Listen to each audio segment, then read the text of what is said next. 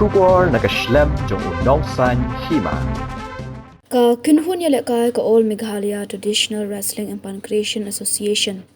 Kalara ya kanam Lahduh haga 13 All India Traditional Wrestling and Pancreation Championship. Kablalong hagua na do kapratarik bat kandai tarik ukla lingkwat arajar apu hendrio.